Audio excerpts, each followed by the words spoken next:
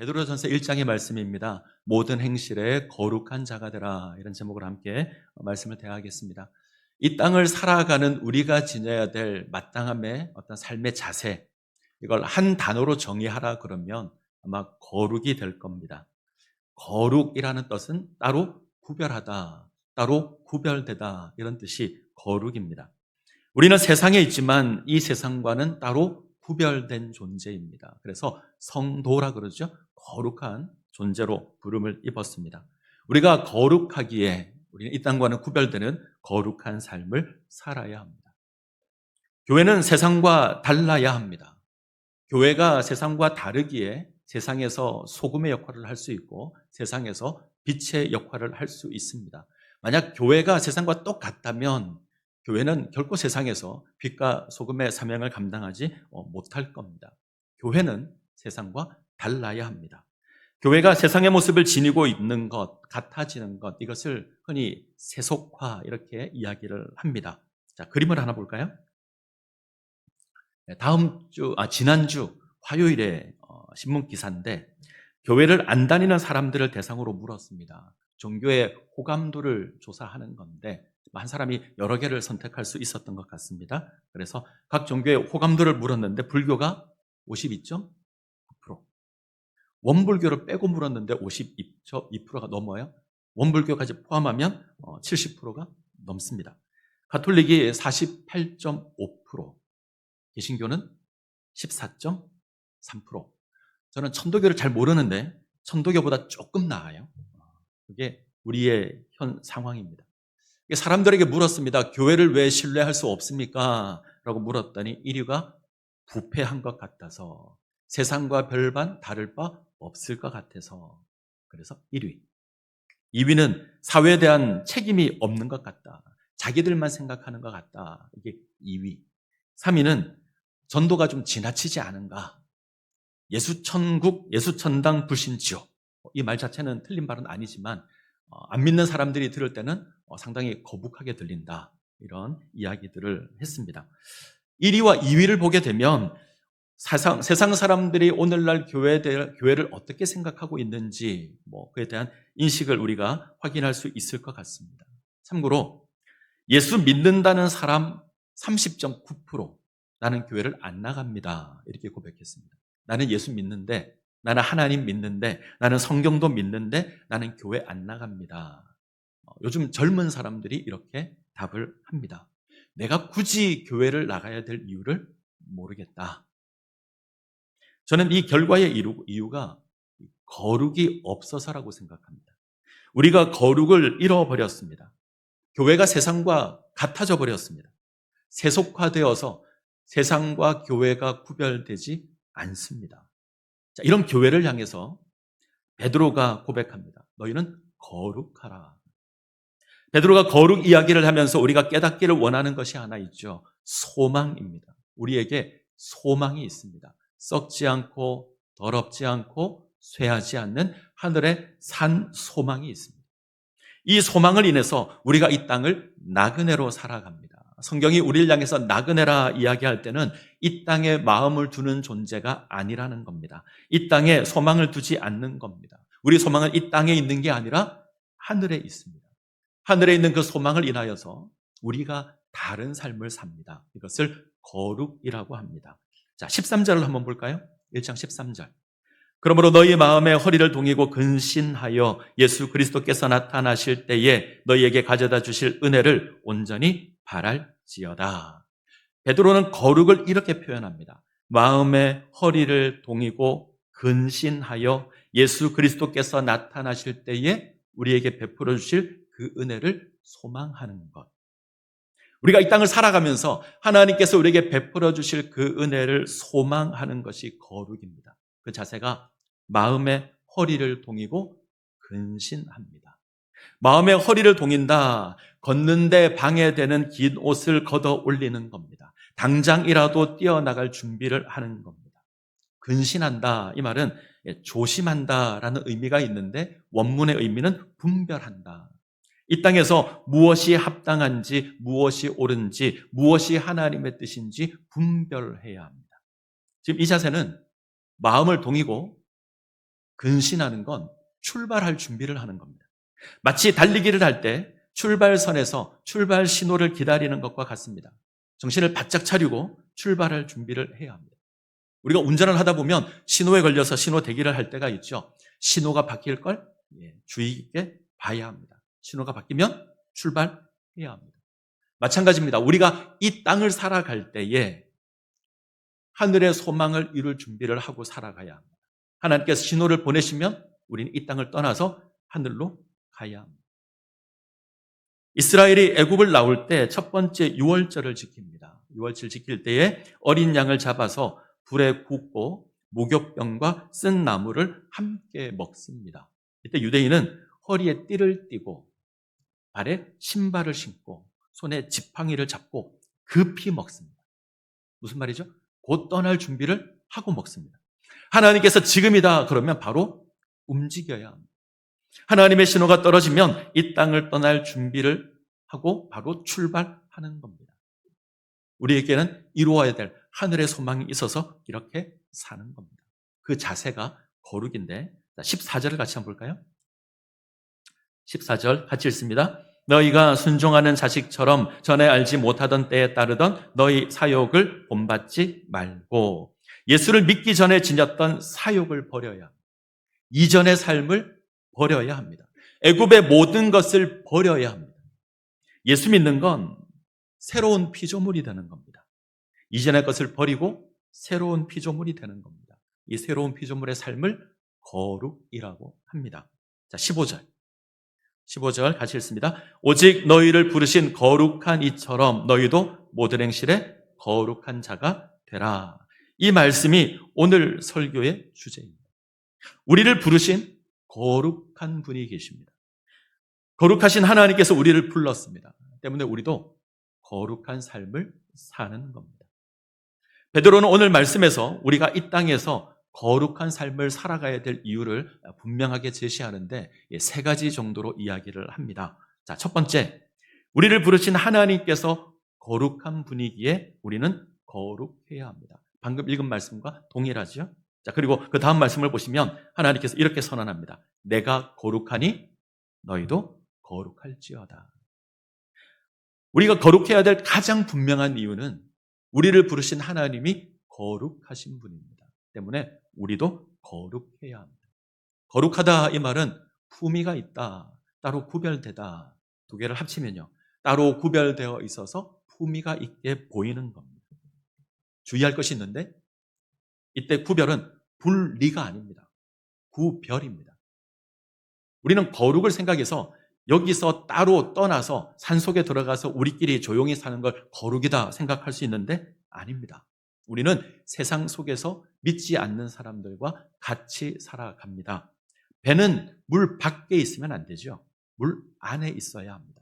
동시에 세상의 물이 우리 속으로 들어오면 안 됩니다. 그래서 거룩은 함께 있지만 다른 겁니다.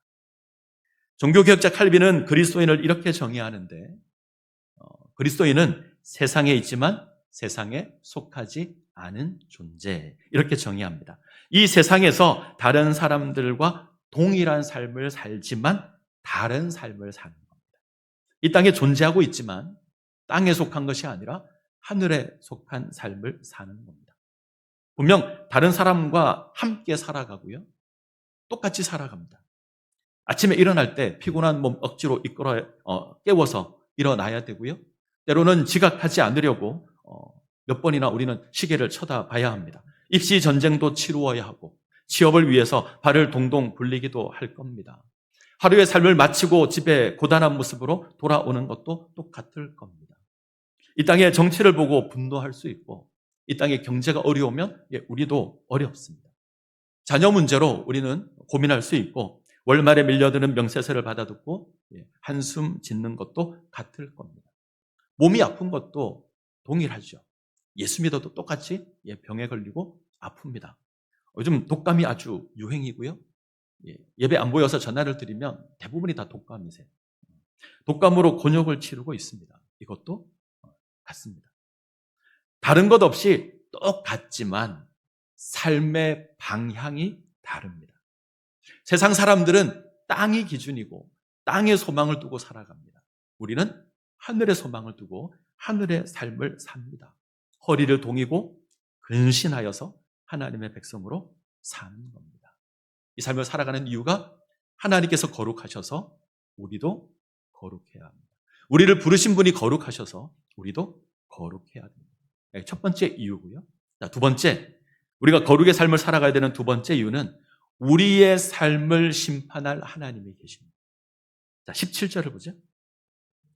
17절 같이 읽겠습니다. 외모로 보시지 않고 각 사람의 행위대로 심판하실 이를 너희가 아버지라 부른즉 너희가 나그네로 있을 때를 두려움으로 지내라. 하나님께서 우리의 모든 행위를 보고 계십니다. 우리가 이 땅에서 어떻게 살아가는지 하나님 하늘에서 다 보고 계십니다. 그리고 마지막 날에 심판할 겁니다. 우리가 하나님 앞에 설 날이 있습니다. 우린 이것을 기억하고 살아야 합니다. 조금 표현을 바꾸죠. 죽음을 기억하고 살아야 합니다. 세상 사람들은 죽음이 없는 것처럼 삽니다. 죽음이 나와 상관없는 것처럼 그렇게 하루하루를 삽니다. 근데 우리는 죽음을 기억하고 살아야 합니다. 하나님 앞에 세워질 날이 있다.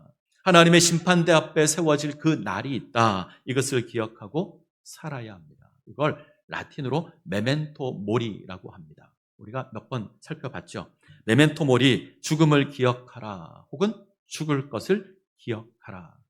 성경적인 의미로 해석하면 하나님 앞에 세워질 날이 있음을 기억하라. 전도서의 중심 주제가 이 메멘토 모리입니다. 이 땅의 모든 것이 헛된 것이죠. 이 땅의 모든 것 사라질 겁니다. 모든 인생이 하나님 앞에 세워지게 될 겁니다. 그러기에 마음대로 살아면 안 되죠. 이 죽음을 기억하고 이 땅에서 신실하고 온전한 삶을 살아야 합니다. 이전에 보여드린 그림이 하나 있는데 다시 한번 보죠. 메멘토 모리를 상징하는 그림인데 해골이 있고 해골과 뼈가 있어요. 모래시계가 있고 꽃이 하나 있고요. 촛대가 있습니다. 다 죽음을 상징하는 겁니다. 해골과 뼈는 죽음을 의미하죠. 모래시계는 죽음이 다가오고 있음을 의미합니다. 시든 꽃은 인생의 화려함이 덧없고 사라진다. 촛불, 불이 꺼지듯 생명도 언젠가 끝난다. 때문에 인생은 죽음을 기억하고 살아야 합니다. 하나님 앞에 세워질 그 날이 있습니다. 때문에 우리는 거룩의 삶을 살아야 합니다. 혹시 기억하실지 모르겠습니다. 오래된 예능 프로그램 가운데 양심 냉장고라는 게 있었습니다. 개그맨 이경규 씨가 진행하는 프로인데 양심적으로 행동하는 사람을 찾아서 냉장고를 선물하는 이 프로 때문에 모든 사람들이 차에 정지선을 지켰습니다. 이런 일이 있었는데 저는 이 프로그램의 첫 번째 회가 충격이었습니다. 아주 늦은 시간 사람이 다니지 않는 한적한 도로, 차도 잘 다니지 않는 한적한 도로에 카메라를 설치했습니다. 과연 운전자들이 이 늦은 밤 사람이 없는 차도 잘 안 다니는 이 길에서 정지선을 지킬 것인가? 과연 신호를 지킬 건가? 나름대로 기대를 하고 촬영을 시작했습니다. 제작진들은 그래도 한두 시간 안에 서지 않을까? 이런 기대를 하고 촬영을 시작했는데 아무도 안 섰대요. 안 씁니다. 모든 차들이 그냥 지나갑니다. 시간이 흘러 날이 새기까지 아무도 정지선을 지키지 않았습니다. 어두운 곳이고 사람이 없는 곳이고 차도 잘 다니지 않는 곳이어서 사람들이 신호를 무시하고 그냥 갑니다. 촬영을 접어야 하나 생각하고 있을 그때에 모든 사람들이 포기하고 있을 그때에 한 대의 차가 정지선에 정확하게 섭니다. 제 기억이 맞으면 티코였던 것 같아요. 이 티코가 정확하게 정지선에 섭니다. 모든 제작진이 흥분해서 운전자를 만나기 위해서 뛰어갑니다. 어떤 사람이길래 모든 사람이 다 그냥 지나갔는데 어떤 사람이기에 섰을까? 그리고 운전자를 보고 사람들이 또 놀랐습니다. 이 사람이 지체 장애자였습니다. 사진을 한번 볼까요? 이 사람의 얼굴이 있는데 몸도 제대로 가누지 못하고 말도 제대로 할 수 없는 장애인. 정상적인 사람들이 모두 그냥 지나갔던 그 길을 이 장애인 한 명이 멈춰섰습니다. 당신은 왜 정지선을 지켰습니까? 이경규 씨가 물었어요. 대답은 딱 간단했습니다. 난 늘 지켜요. 이 어눌한 말로, 흉내도 못 내겠습니다. 어눌한 말로 한자 한자, 난 늘 지켜요. 이 사람의 고백은 지키는 게 정상이라는 거죠. 그냥 지나쳐 가는 게 정상이 아니라 지키는 게 정상이라는 겁니다. 다음 날 신문에 기사가 실렸습니다. 제목이 충격적이었습니다. 누가 장애인인가? 몸이 불편하지만 신호를 지키는 사람이 장애인인가? 아니면 몸은 멀쩡하지만 신호를 무시하고 그냥 가버리는 사람들이 장애인인가? 이 이야기는 초등학생 교과서에도 실렸습니다. 저는 예수 믿는 사람이 이래야 한다고 생각합니다. 우리가 이래야 합니다. 세상 모든 사람들이 그냥 지나가도 우리는 멈춰 서야 합니다. 세상 사람들이 우리를 향해서 당신 왜 그렇게 삽니까? 라고 물으면 우리는 당당하게 나는 예수 믿는 사람이라 늘 그렇게 삽니다. 이렇게 이야기해야 한다는 거죠. 사람이 보느냐 안 보느냐 중요하지 않습니다. 하나님께서 지켜보십니다. 자, 17절을 보죠. 17절 같이 읽습니다. 외모로 보시지 않고 각 사람의 행위대로 심판하시는 이를 너희가 아버지라 부른즉 너희가 나그네로 있을 때를 두려움으로 지내라. 우리는 세상을 심판할 심판주를 아버지라 부르는 사람. 하늘에 계신 우리 아버지여, 우리는 날마다 이렇게 고백합니다. 이렇게 고백하는 우리의 삶은 하나님을 모르는 사람과 달라야죠. 하나님이 살아계신지도 모르는 사람과는 달라야죠. 우리는 거룩해야 합니다. 세상을 심판할, 우리의 모든 것을 심판할 하나님이 계시기에 우리는 거룩해야 합니다. 자, 세 번째 이유는 우리가 세상의 헛된 것에서 구원을 받았기 때문입니다. 자, 18절, 19절을 한번 보죠. 18절, 19절 같이 읽습니다. 내가 알거니와 우리 조상이 물려준 헛된 행실에서 대속함을 받은 것은 은이나 금같이 없어질 것으로 된 것이 아니요 오직 흠 없고 점 없는 어린 양 같은 그리스도의 보배로운 피로 된 것이니라. 하나님께서 우리를 세상의 헛된 행실에서 구원하셨습니다. 헛된 행실이란 세상의 헛된 것을 구하는 인생입니다. 하나님 없는 인생입니다. 하나님께서 이 헛된 삶에서 우리를 구원하셨습니다. 바울의 표현을 빌리면 썩어져가는 세상을 구하는 삶에서 우리를 구원하셨습니다. 세상을 쫓는 삶에서 구원했다면 다시 세상으로 돌아가면 안 됩니다. 다시 세상으로 돌아가는 건 어리석은 겁니다. 베드로는 분명히 고백합니다. 우리가 헛된 행실에서 구원함을 받은 건 은이나 금같이 없어질 것으로 한 것이 아니라 보배로운 예수 그리스도의 보혈로 한 겁니다. 자, 유진 피터슨의 고백을 한번 볼까요?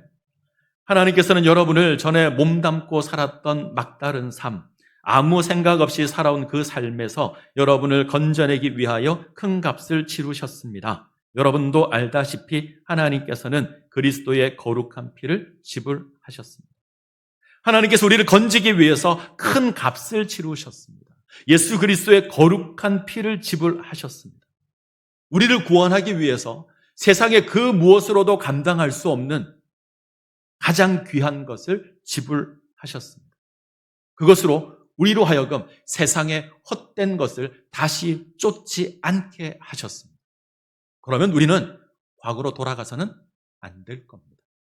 만약 우리가 다시 돌아간다면, 우리가 다시 세상의 헛된 것을 쫓는 삶으로 돌아간다면 예수의 거룩한 피를 헛되게 하는 겁니다. 하나님의 역사를 헛되게 하는 겁니다. 예수의 십자가를 헛되게 하는 겁니다. 애굽에서 구원받은 우리가 다시 애굽으로 돌아갈 수 없습니다. 죄에서 구원받은 우리가 다시 죄악된 삶으로 돌아갈 수 없습니다. 하나님의 구원을 헛되게 하는 겁니다. 우리는 세상에서 구원을 받았습니다.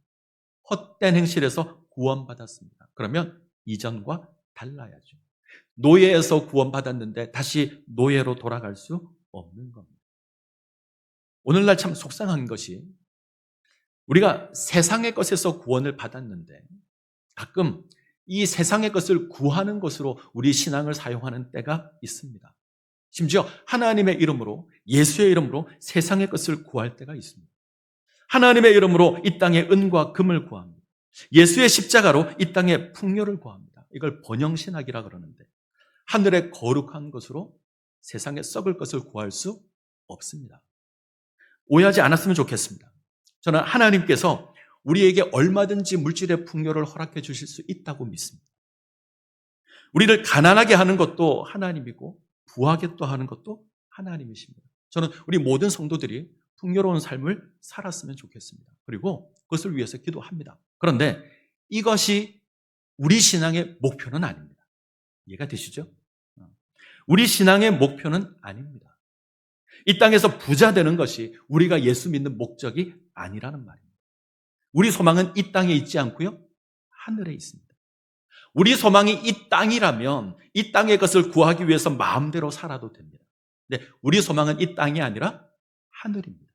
썩지 않고 더럽지 않고 쇠하지 않는 그 하늘 소망이 우리의 소망입니다. 우리 이 땅에 보물을 쌓는 인생이 아니라 하늘의 보물을 쌓는 인생이 되어야 합니다. 박노해 시인이라는 분이 계신데, 이분이 고 김수환 추기경, 이분을 추모하면서 시를 하나 썼어요. 시의 제목이 거룩한 바보입니다.